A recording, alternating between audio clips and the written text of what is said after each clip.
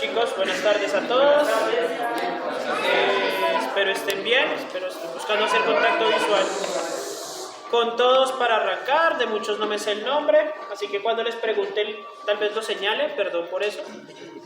Espero no les incomode demasiado. Hoy vamos a hablar de muchas cosas, espero que nos alcance el tiempo, hablando del tiempo. Listo.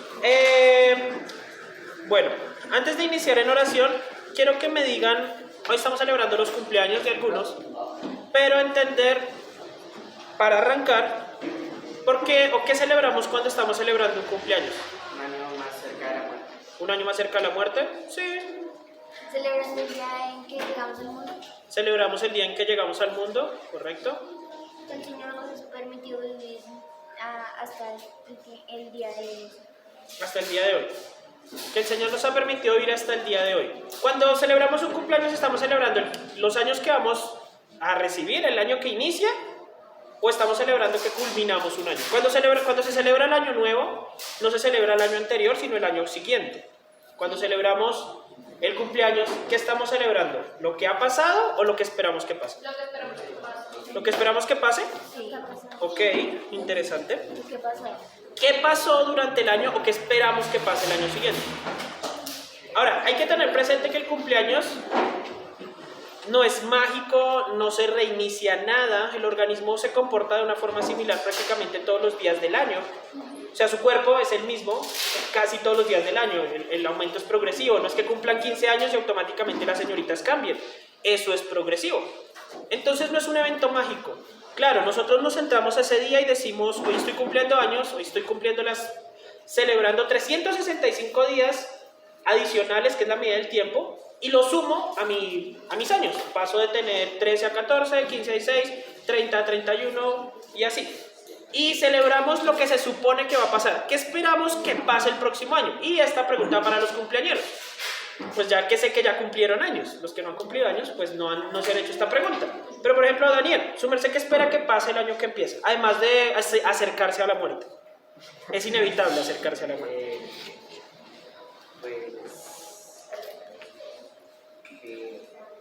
Que las cosas cambien en el sentido, en todos los sentidos.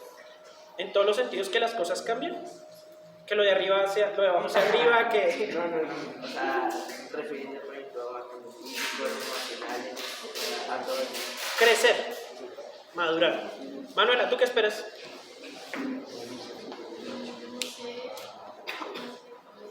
No esperas nada, así como que para no decepcionarme no espero nada.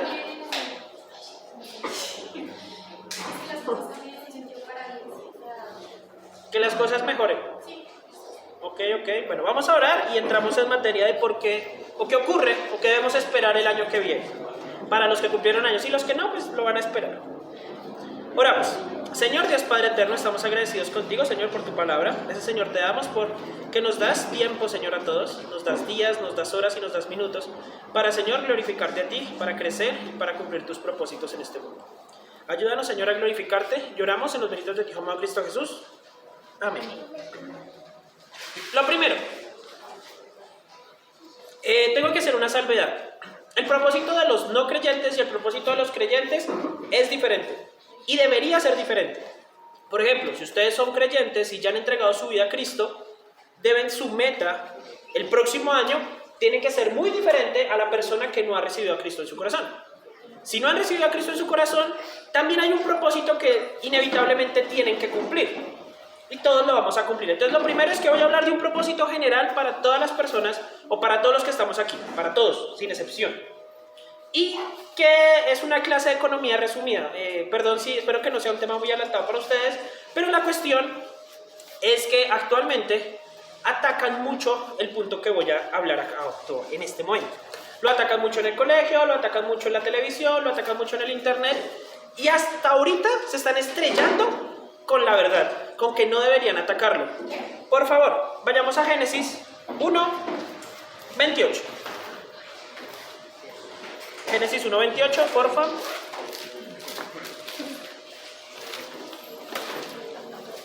Este es un propósito que tiene todo ser humano en la tierra, y en especial los adolescentes que están creciendo.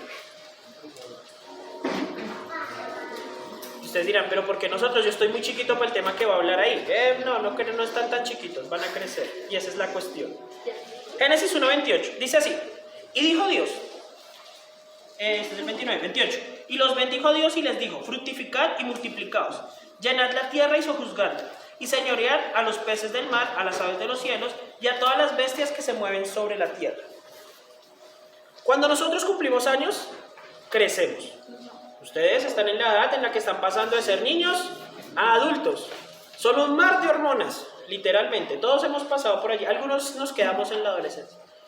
Somos un mar de hormonas en la adolescencia, estamos creciendo. Pero ¿por qué es necesario que esto ocurra? Para llegar a la madurez. Y cuando hablo de madurez es llegar a ser adultos. ¿Y cuál es la diferencia entre un adulto y un niño? Que el adulto tiene la experiencia, ¿qué otra cosa? Que no entiende la mayoría. Que un niño chiquito y un papá grande. Ah, que los papás son adultos y los niños o los hijos son chiquitos. Y tiene toda la razón. La mentalidad. La principal diferencia, y perdón si les doy una cachetada de realidad, la principal diferencia entre un niño y un adulto es su capacidad de reproducirse. Sé que tal vez para algunos sea lo primero que van a escuchar esto. La principal diferencia entre un adulto y un niño es su capacidad de reproducirse. Por eso los adultos son papás y los niños son hijos. Porque el cambio que estamos sufriendo, que sufrimos en la adolescencia, es la capacidad de cumplir el mandato que el Señor le da al hombre. Multiplicar, fructificarse y multiplicarse. Tener hijos, formar una familia. Crecemos, o sea, el niño no se queda como niño porque tiene que volverse un adulto. Y siendo un adulto tiene que formar una familia, porque es el mandato del Señor. ¿Quiénes de aquí desean más adelante, no ahorita, porque ahorita no es viable, pero más adelante desean tener familia, ser papás? Tener 7 perros. Ser papás de humanos, los perros no cuentan como hijos. Ser papás, ¿quiénes desean ser papás? Sí, sin temor. Listo. Hay que tener presente que en la actualidad se creía que íbamos a enfrentar un problema de sobrepoblación. Eso se creyó en los años 80. Que el mundo iba a estar lleno de gente y que íbamos a vivir en la pobreza porque se iba a llenar de gente. Y entonces dijeron, vamos a enseñarle, sobre todo a los países pobres, que no tengan hijos. Que lo mejor es que si tú eres de bajos recursos o si vives en un país en desarrollo, no deberías pensar en tener hijos. Y se vendió la idea, se cogió la idea, se facturó y se mandó a los colegios y se enseñó. A mí me enseñaron que tener hijos era una mala idea. Que cómo voy a traer hijos a este mundo a sufrir. Y es una enseñanza que se distribuyó. Incluso se crearon políticas para disminuir la cantidad de niños que nacían en países pobres. Por eso hay grandes organizaciones promoviendo el aborto. Señor. Ahí estaba escuchando algo que también decía que también en 1969 una persona de los Estados Unidos había tomado el cargo de la presidencia de un banco internacional y promovía dándole dinero a los países para que apoyaran tanto las ideologías de género tanto como el aborto. Exacto. ¿La idea cuál era? La idea es, si los pobres, y suena horrible pero es así, si los pobres tienen demasiados hijos, vamos a quebrarnos. Porque literalmente van a dominar el mundo o simplemente no tienen cómo sostenerlos porque el espacio físico en la Tierra se va a acabar. Resulta que cuando hicieron ese estudio no habían medido ni siquiera todo el planeta. O sea, primer error. Segundo error, hace más o menos 10 años midieron el total de la superficie terrestre y se dieron cuenta que el cálculo de sobrepoblación estaba hecho. Estaba mal hecho, perdón, se me olvidó poner la palabra mal hecho. Estaba mal hecho. Y descubrieron, digamos que lo lograron que algunos países dejaran de tener hijos. Lo lograron, funcionó. La publicidad y la propaganda funcionan. Se los digo yo que trabajo en eso. La publicidad y la propaganda funcionan. Funcionan tan bien que podemos hacer o se puede hacer que una persona mala parezca buena. ¿Sí? Pueden hacer que un político, que es lo peor, parezca la mejor opción. ¿Por qué? Pues por eso se paga. La publicidad y la propaganda funciona. Y funcionó tan bien que hay países que dejaron de tener hijos. Y aquí les digo la verdad. El mundo necesita que se cumpla el mandato del Señor. Se los voy a graficar aquí súper rápido. Chun, chun, chun. Esto es un triángulo, ¿verdad? Sí. también lo podemos decir que es una pirámide. Como pirámide, siendo la población mundial, tenemos aquí arriba a las personas mayores de 80 años. Y acá abajo a los de 0 a 5. Y en el intermedio pues tenemos los grupos. De 0 a 5, aquí ya vienen hasta los 12 años, aquí ya vienen hasta los 15, 20 y así hasta los 35 y acá hasta los 60. Listo. Esta es la pirámide poblacional. Esto es una clase de economía. Con eso ustedes escuchan a un profesor, así que tomen nota. La población cumple un propósito. ¿Cuál es el propósito de esta pirámide? Y es el propósito que Dios quería. Que siempre haya más niños que adultos. Siempre. ¿Por qué? Porque tú no sabes cuándo estalla una guerra y pierdes un escalón completo en toda la cadena. En toda la pirámide. Eso no lo sabes. ¿Que si es borrable? Pero, sobre todo, los niños son el futuro. Siempre. Porque la pirámide se mueve hacia arriba. Los que están aquí se mueven un nivel, los que están aquí se mueven un nivel. Y el problema es que nosotros no somos productivos toda la vida. Por más que lo querramos ser, nosotros no somos productivos toda la vida. No hacemos dinero toda la vida, no podemos trabajar toda la vida. Algunos dejaremos de ser productivos a los 60, otros a los 35. Mentiras, la idea es que más adelante. Otros a los 20. O sea, no, mentiras. La idea es que la población, a medida que envejece, deja de ser productiva. Y aunque haya una pensión o aunque haya unos recursos, se consumen demasiados recursos económicos, financieros, ubicación.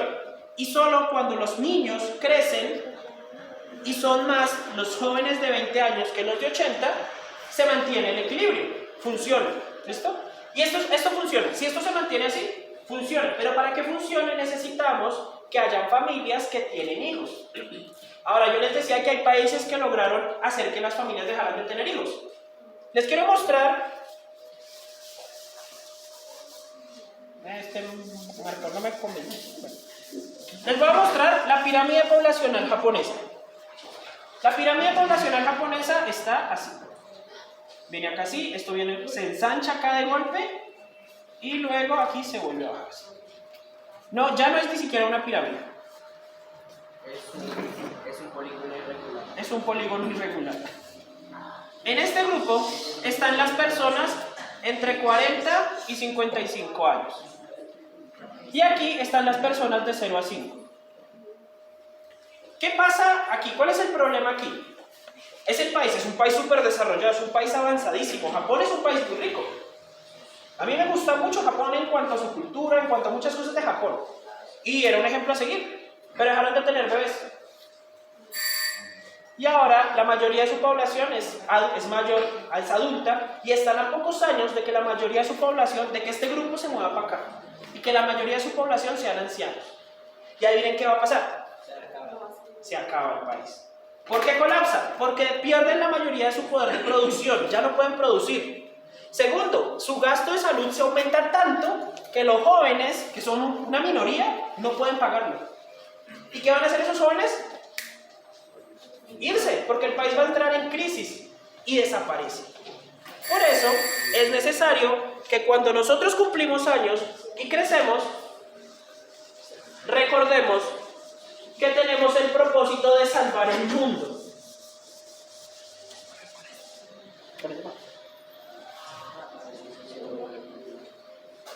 Y es importante, el propósito de ustedes, y más como jóvenes que conocen del Señor, es salvar el mundo. ¿Y cómo lo salvan? Suena muy curioso porque es contrario a lo que presenta el mundo. Se salva teniendo hijos. Y teniendo hijos y educándolos correctamente. El primer propósito por el cual cumplimos años es crecer, madurar y formar una familia. Formar una familia para evitar, primero, que la población colapse. Segundo, para cumplir el mandato que el Señor nos da. Es curioso, el mandato que el Señor da de fructificar y multiplicarse, se creía que era un mandato temporal, ¿sí? Que era hasta que se llenara la tierra. Y dijimos en los años 80, se llenó la tierra, ya no necesitamos más niños. Ese mandato tiene vigencia permanente, porque el día que dejen de haber niños, las sociedades colapsan. Ahora, también está el caso de España. España también es otro país que ya no tiene niños. ¿Y qué ocurre? Pues en España la ventaja es que llega mucha gente de otros países. Y ahora sus colegios están llenos de musulmanes, están llenos de latinos y están llenos de niños que no son españoles. ¿Qué significa eso? En 20 años en España no van a haber españoles. Los jóvenes van a ser latinos o musulmanes.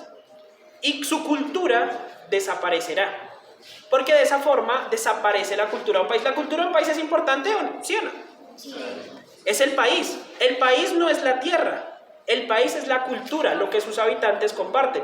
Y nosotros como hijos de Dios tenemos que compartir la cultura de nosotros o la celestial. Exacto. De la misma forma ocurre con la cultura celestial. Si nuestro hogar no tiene valores cristianos, si nuestro hogar no forma la cultura de la palabra de Dios y todos los niños que crecen sin la cultura del reino celestial, simplemente desaparecerá nuestra representación en ese país como hijos de Dios.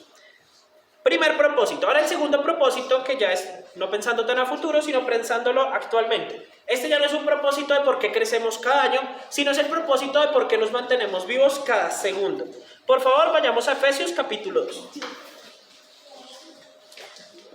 Y alguien que me haga el favor de leer del versículo 1 al 6. Efesios capítulo 2, versículo 1 al 6.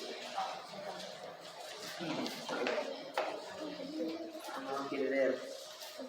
2, 1. Efesios 2, versículo 1 hasta el 6. Yo quiero leer. Sí, dale. En otro tiempo ustedes estaban muertos en sus transgresiones y pecados, en los cuales andaban conforme a los poderes de este mundo. Se conducían según el gobierno, según el que gobierna las tinieblas, según el espíritu que ahora ejerce su poder en los que viven en la desobediencia.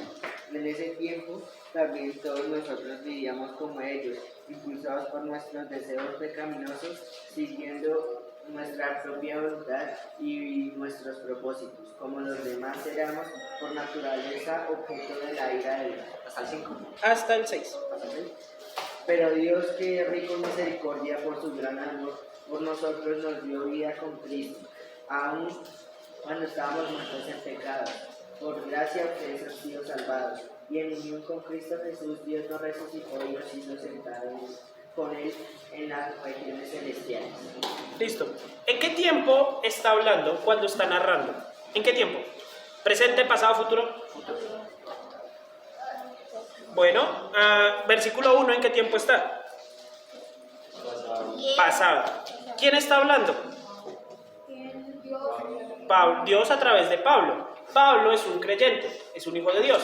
Él está hablando en pasado refiriéndose a su vida como pecador. Él narra que cuando él estaba muerto en sus delitos y pecados, que cuando él era como un hijo de la ira, que cuando él seguía el príncipe de la potestad del aire, Dios le permitía estar vivo hasta que lo conoció. Es decir, él habla de que aún estando en pecado, Dios le permitía estar con vida para llegar a conocerlo. Él lo habla en pasado, él dice, cuando yo era lo peor, cuando yo era una porquería, Cristo me amó y murió por mí y resucitó para que yo pueda estar con Él en los lugares celestiales. Él habla en pasado porque ya entregó su vida a Cristo. Y así es como nosotros, los hijos de Dios, debemos hablar o referirnos a nuestra vida pecaminosa. Dios nos permitió cumplir años cuando éramos pecadores para que lo conozcamos.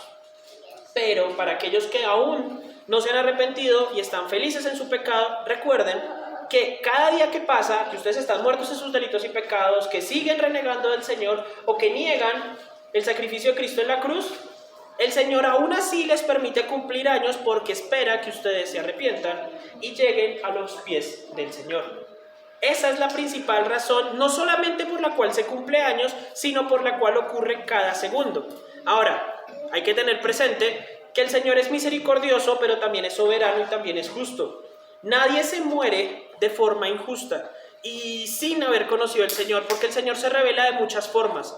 Si nosotros, el día de mañana, porque nadie sabe cuándo se va a morir, y ahorita hablamos de eso, nadie sabe cuándo se va a morir, morimos y no nos hemos arrepentido, jamás podremos culpar al Señor, ni decirle, no me diste la oportunidad de arrepentirme, porque la oportunidad Es hoy, Señor. Por ejemplo, digamos, en los tiempos antiguos, antes de que llegaran los españoles, por ejemplo, en los indios, ellos cómo iban a conocer la verdad. Ellos tenían primero la creación. Segundo, Dios ya se había revelado mucho antes. Y aquí pues tengo que irme a... Bueno, explicación súper rápida. Tiene un estudio aparte. Estudien el monomito. De tarea, no tenéis. Monomito. Y si no saben qué es, lo van a estudiar. ¿Sí? ¿Cuál fue la pregunta? La pregunta es, ¿qué pasa con aquellas personas que vivían en la jungla, en la selva de este continente antes de que llegaran los españoles con el Evangelio? ¿Es justo que ellos mueran sin haber escuchado al Señor? ¿Sí o no? ¿Sí? ¿No? ¿No? ¿Sí? Algunos dicen que no. Y yo les digo, el problema es que Dios ya se les había revelado. Primero con su creación. Segundo, con la historia. Y ahora, por eso les digo, estudien el monomito. ¿Qué es el monomito? El monomito nos dice que todas las culturas antiguas comparten un mito en común. ¿Cuál es el mito que todas las culturas antiguas comparten? El diluvio. ¿Por qué todos saben del diluvio? Porque todas las generaciones vienen de allí. Sem, Can y Jafet conocían el mensaje de salvación y era su responsabilidad compartírselo a la siguiente generación. Así que fue de generación en generación yendo el mito, solo que algunos decidieron que Dios está muy fuera de mi alcance, más bien adoro al sol, más bien adoro a la rana, y tergiversaron el mensaje que venía desde el arca de Noé. Por eso es como los que recibieron o los que creían en la promesa antes de la llegada del Salvador. ¿Cómo eran salvos ellos? Ellos se salvaban esperando al Mesías, creyendo y confiando en que no puedo cumplir la ley, sino que yo sé que el Señor enviará a alguien que pagará por mis pecados. Y así eran salvos. De la misma forma, ellos se podían salvar si hubieran seguido el mensaje que recibieron hace miles de años. Entonces no es injusto, simplemente ellos decidieron irse por otros caminos. Y estudiar el monomito es muy interesante, de verdad es muy interesante. Y van a corchar a los profesores. O sea, a mí algo que me fascinaba era corchar a los profesores y eso también los corcha. Cuando encuentren un profesor ateo o un amigo ateo, díganle, claro, por eso los macedonios inventaron el diluvio. Y los incas también. Y los judíos. Y en todo lado llovió, ¿no? Qué raro, ¿no? Y lo ponen a estudiar eso y termina creyendo en el Evangelio. Porque demuestra que es una sola historia contada de muchas formas. Yo estaba leyendo un libro que se llama No, la historia real. Ahí habla sobre varias teorías, como por ejemplo están los griegos, también teorías como, por ejemplo, barcas pequeñas en las que solo cabían personas, o había una que era un poquito, pero decía que tenía 8 esposas, 8 hijos. Entonces, sí, es la misma historia contada de muchas formas diferentes, solo que Moisés, quien escribió el libro de Génesis, tuvo revelación divina, o sea, él sabía exactamente lo que había ocurrido y la relató correctamente, pero ya me fui por las ramas. Ahora, ¿por qué razón el creyente cumple años si ya es salvo? Creo que lo vimos, yo siempre lo repito, pero ya lo vimos. Pero esta vez va a ser un pasaje diferente. Efesios 2:7. ¿Por qué el creyente cumple años? ¿Qué dice Efesios 2:7? Para mostrar en los siglos venideros las abundantes riquezas de su gracia, en su bondad, para con nosotros en Cristo Jesús. Listo. ¿Por qué el creyente cumple años? ¿Por qué? ¿Por qué? ¿Qué cumplimos años como hijos de Dios? no lo leyeron. Porque nuestro trabajo es mostrar su misericordia y bondad.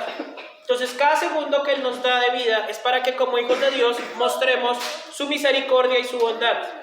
¿Cómo tenemos misericordia del mundo? Compartiéndole el Evangelio. Y no solo allí, ayudándolo, cuidando a la persona, cuidando al que es malo. Pero todos merecen ser cuidados, todos merecen el Evangelio, todos merecen una oportunidad. El problema es cuánto vale cada persona.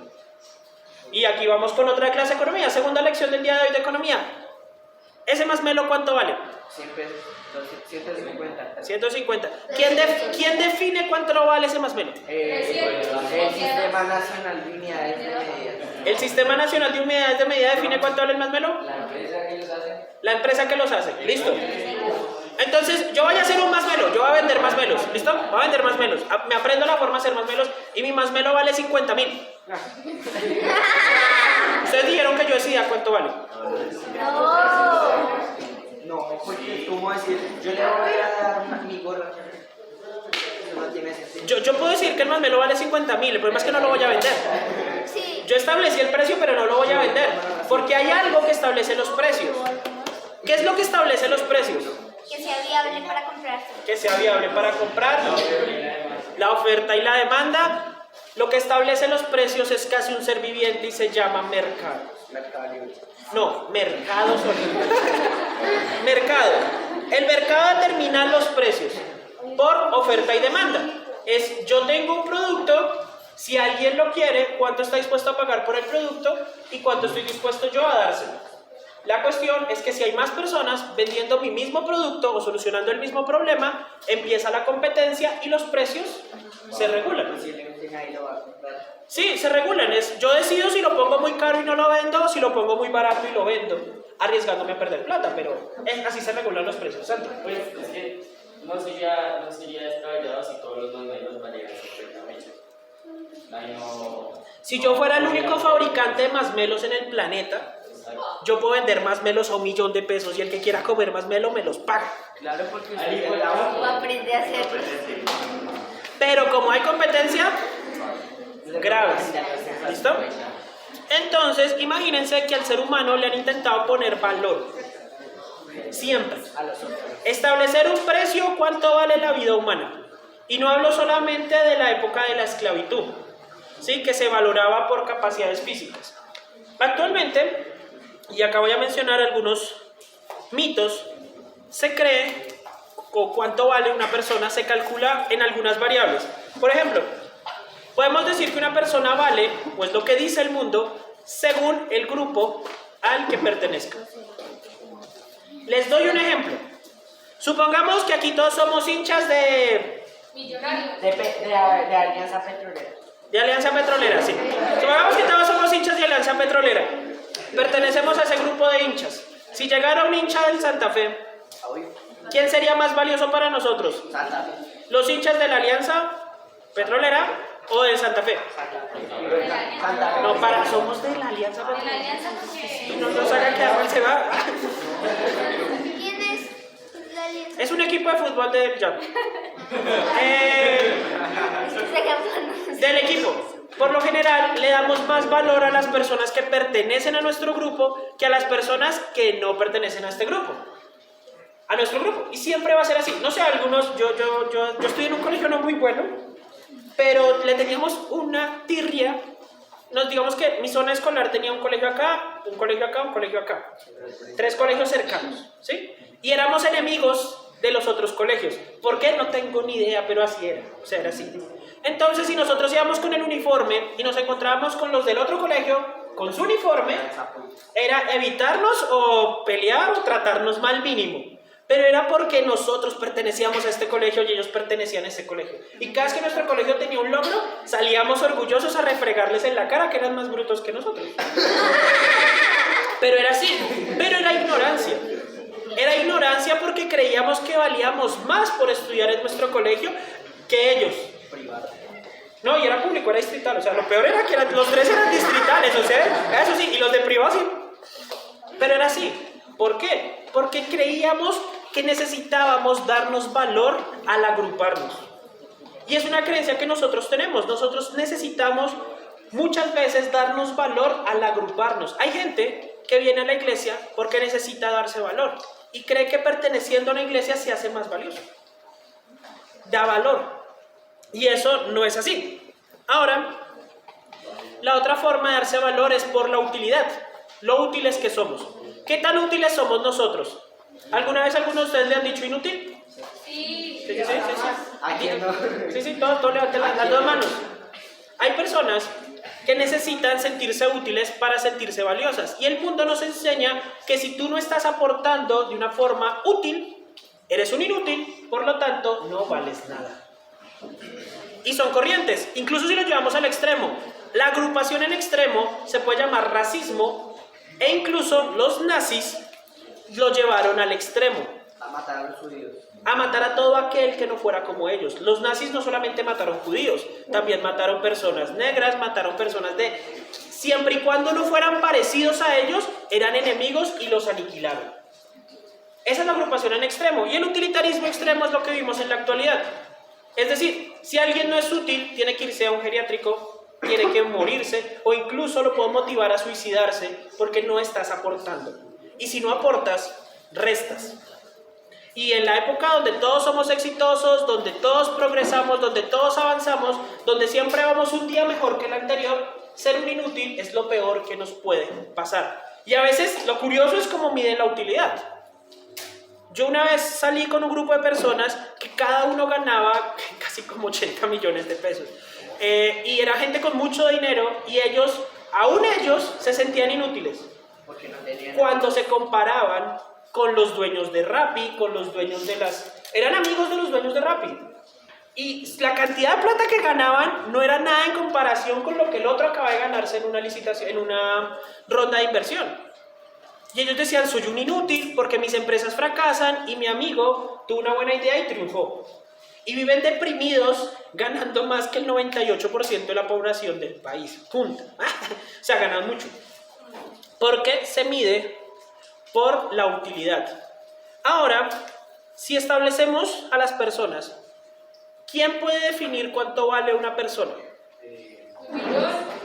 ¿El mercado? ¿El mercado puede definir? Dios, el mercado.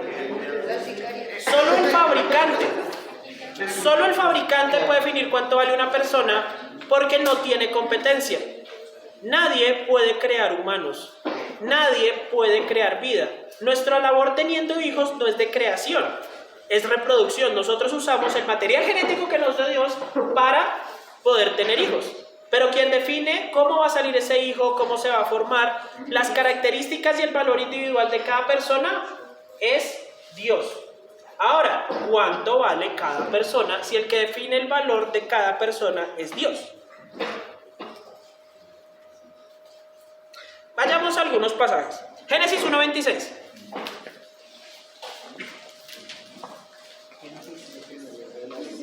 Entonces dijo Dios, ¿Sí, señor? entonces dijo Dios, hagamos de la tierra nuestra imagen, conforme a nuestra semejanza, y señoree en los peces del mar, en las aves de los cielos y en las bestias, en toda la tierra y en todo animal que se arrastra sobre la tierra. Listo, somos creados a imagen de Dios. ¿Esta imagen se perdió cuando pecamos? Sí. ¿Seguros? No. ¿No? ¿Sí? ¿No? ¿Sí? ¿Sí? ¿Quién dijo No. que sí? ¿No? ¿Sí? No. ¿Cómo podemos saber que la imagen de Dios no la perdimos cuando Adán pecó? Porque nosotros semejanza de Dios. Génesis 9:6, por favor. Aquí es con Biblia, respondiendo con Biblia, no así como que yo creo, no, con Biblia, hermano. Génesis 9:6. El que derramare sangre de hombre, por el hombre su sangre será derramada, porque a imagen de Dios es hecho el hombre. Estamos hablando después de que la tierra ha sido juzgada, después de que ha sido sepultado todo hombre por el diluvio, todo hombre pecador, y Dios dice que aún la imagen de Dios está en el hombre. La razón por la cual se castiga el asesinato no es porque estoy matando a alguien semejante a mí, es porque estoy matando a alguien que representa a Dios, que es la imagen de Dios en la tierra. Es curioso, si nosotros creyéramos en la evolución, si nosotros creyéramos que somos solo un ser con razonamiento, que somos el primate más avanzado que hay sobre la tierra, si creyéramos eso, nuestra vida valdría la misma que la de un perrito, que la de un gatico. Y el problema es que para los animalistas es así. Creer que la vida de un ser humano vale lo mismo que la vida de un animal. Me fascinan los perros, me encantan los animales, pero nunca la vida de un hombre va a valer más que la de un animal, señor. Ya dice que, bueno, Va a valer menos. no recuerdo el versículo exacto, pero dice que como las aves, o sea, Dios le sustenta las aves del cielo, bueno, ahí tomando en general todos los animales, ¿cuánto más Dios no se va a preocupar por el hombre? Sí, ese pasaje lo vamos a tocar, porque vamos para allá, incluso está aquí atrás. Está ahí detrás del tablero. No sé. Bueno, ahorita lo van a ver en algo colgante. Igual ya se los dicto, vamos para allá, esa es la conclusión. Pero nunca la vida de un animal va a valer más que la vida del ser humano. Sí, ahorita lo dije mal. Nunca la vida de un animal va a valer más que la de un ser humano. La vida de ningún animal vale más que la vida de ningún ser humano. Vale menos. Listo. Ejemplo. Supongamos que nosotros capturamos a una persona que torturaba animales, que masacraba perritos y se los comía. Y entonces nosotros decimos que se muera, porque mató perritos. No se puede, porque su vida vale mucho más que muchísimos perritos. Pero pues tampoco está bien lo que Está mal, merece un castigo, pero no puede equipararse el valor de la vida de los animales con el valor de la vida de un ser humano.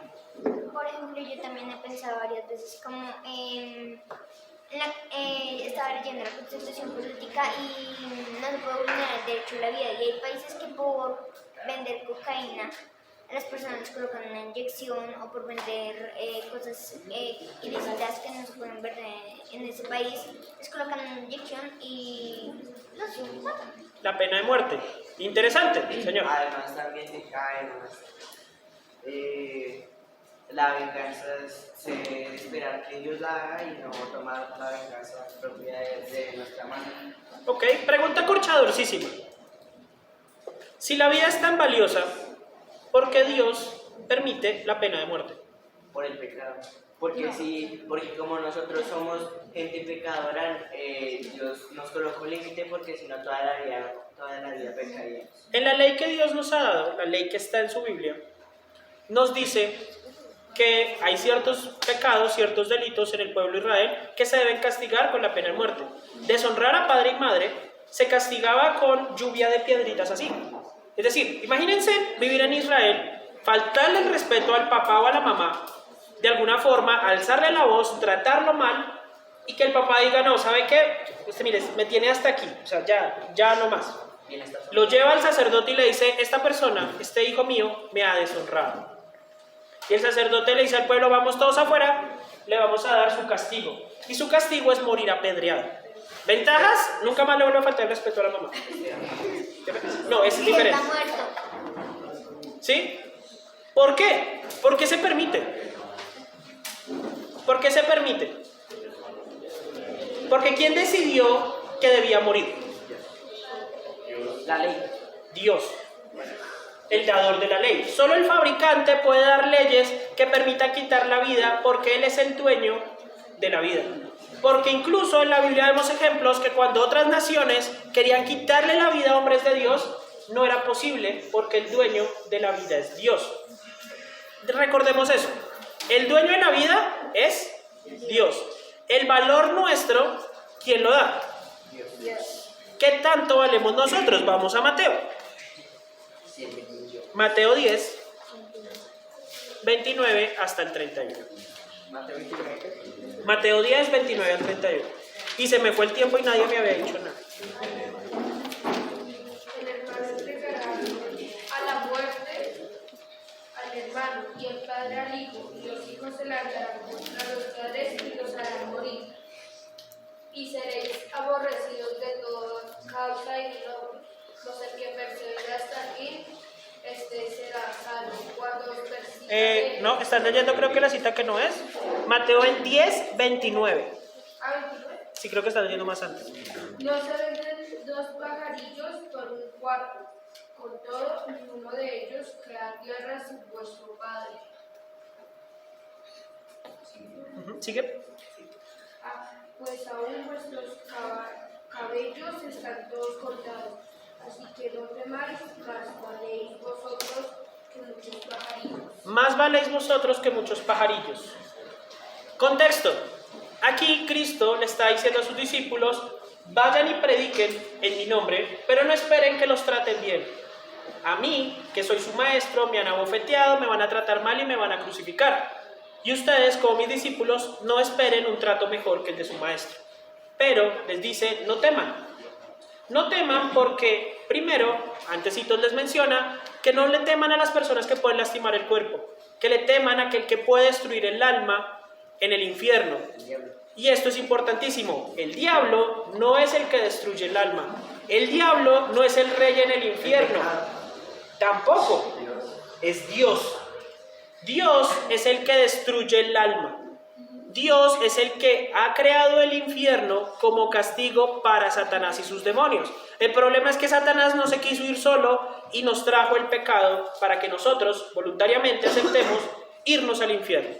Recuerden eso, y esto es importante. Y es una cosita que me costó trabajo entender. ¿Qué nos separa a nosotros de Dios? El pecado, No, la muerte, no. el diablo. La santidad de Dios. Es Dios mismo quien nos separa de Él por nuestro pecado. Pero el pecado nuestro no tiene el poder de alejarnos de Dios. El pecado de nosotros es débil, es sucio, es cochino, es una porquería. No tiene poder. Lo que ocurre es que un atributo de Dios es su santidad y su pureza. Y ese atributo es tan poderoso que si nos acercáramos en pecado nos derretiríamos como si nos estuviéramos acercando al sol. Sí, es increíblemente poderoso. Una persona pecadora no puede estar en presencia de Dios. Desaparecería, moriría. Por eso nunca vamos a poder pegar. Sí, No, yo no. sí lo vamos a poder ver. ¿Por qué? Porque ¿cuánto vale un ser humano? Un billón. Vale mucho más que muchos pajarillos. ¿Cuánto vale un pajarillo? Tendríamos que calcularlo. El ser humano es tan valioso porque Dios lo ha hecho valioso. El ser humano es tan valioso y tan importante que Dios lo amó. Es tan valioso y tan importante que para no morirnos a causa de nuestro pecado, que para poder estar en la presencia de Dios y ver al Hijo, que si hemos visto al Hijo, veremos al Padre, cuando estemos, para poder estar allí, Cristo murió por nosotros. Porque el pecado no puede ser perdonado sin paga, porque la paga del pecado es muerte. El ser humano es tan importante que Cristo murió por los pecadores. Cristo no murió por nosotros siendo salvos, Cristo murió por nosotros siendo pecadores. Y esa muerte nos permite a nosotros ser salvos. El ser humano, todo ser humano es valioso. Todo ser humano en el vientre de su madre es valiosísimo. Todo niño es valioso, todo anciano es valioso, toda persona en la cárcel es valiosísima, porque Cristo murió por él. Somos valiosos porque Cristo muere por nosotros. Si no valiéramos, no sería necesario que el Dios mismo diera su vida por nosotros. Valemos muchísimo, valemos demasiado, pero lo valemos es porque Dios lo estableció así. A veces en la vida nos vamos a sentir inútiles. Y se los aseguro, vamos a fracasar y nos vamos a sentir inútiles. Muchas veces vamos a estar solos. No vamos a pertenecer a ningún grupo. No vamos a ser productivos de ninguna forma posible. Y aún así, en ese momento que estemos vueltos nada, recordemos que valemos mucho, mucho más que muchos pajarillos, que es lo que dice la cita. Pero valemos tanto que Cristo ha dado su vida por nosotros. Valemos mucho. Dios nos permite estar vivos, uno, para que lo conozcamos. Si ya lo conocemos, para que lo demos a conocer a otros. Y también para que ayudemos a esparcir el mensaje del Evangelio en el mundo. Nada de lo que suframos o lo que vivamos en este mundo se compara a lo que Dios nos tiene preparado en el cielo. Y espero, chicos, que podamos comprender ese valor individual que tenemos cada uno de nosotros. Sin contar, porque me faltó hablar de la personalidad, me faltó hablar de que genéticamente somos únicos, me faltó hablar de muchas características que el Señor permite en cada uno de nosotros. Después, lo miramos después. Pero por ahora, quedémonos con eso. En un año, vuelvo en un año y continuamos. Recordemos eso, ¿sí? Que él sabe, tal vez me muera yo primero. Recordemos eso. Pero hay dos cositas importantes. Recordémoslo hacia nosotros. Somos valiosos individualmente. Cada uno de nosotros es valioso. Y cada persona que nos rodea también lo es. ¿Sí? Porque tampoco es que nos paremos en un pedestal a creernos superestrellas. No. Cada persona que nos rodea es valiosa. Y es única y es especial. Y nosotros también. Nadie es más que otra persona, nadie es menos que otra persona, porque todos somos hechos a imagen y semejanza de Dios. Aún el asesino, aún la persona que está en la cárcel, aún el profesor que nos trata mal, aún las personas de otro colegio o los hinchas de otro equipo. ¿Listo, chicos? Perdón. Señor. Somos más valiosos cuando nos respetamos de uno a los otros. Sí, incluso hay algo curioso. El pecado no determina nuestro valor. Lo que determina nuestro valor es el sacrificio que Cristo ha hecho por nosotros. Entonces, aunque alguien se porte mal con nosotros, esa persona es valiosa. Es interesante, porque no son nuestras acciones lo que nos hacen valiosos. Es en sí mismo lo que Dios ha dicho que somos valiosos. Somos valiosos porque Él lo dice. Claro, podemos ser más útiles, podemos esparcir o cumplir mejor propósito si somos respetuosos. Pero el valor no se afecta por lo que hacemos, el valor es uno solo, porque lo determinó Dios. Así que cuando nos enojemos con alguien, nunca, algo que siempre hacemos como humanos es por debajear o quitarle valor a las personas. En eso consiste ofender. Las ofensas duelen es cuando nos hacen sentir menos, ¿no les pasa? Cuando ustedes les dicen algo que no les importa, pues no es una ofensa. Pero cuando la ofensa me toca y me hace sentir menos, ahí se vuelve ofensa. Hay personas que tenemos la capacidad de no decir groserías y aún así ser ofensivos. Eso es horrible. ¿Sí? Ni siquiera con los golpes. Las palabras a veces pueden ser peores que los golpes. Que se metan con una debilidad personal, con un familiar especial. Pero recuerden que lo que digan no afecta a nuestro valor. Somos valiosos en Cristo y me voy porque ya se me fue el tiempo hace rato. Pau. Dice la Biblia también que fuimos comprados no con perlas ni con oro, sino con precio de sangre. O sea, nuestro valor es la sangre de Cristo, más valioso que cualquier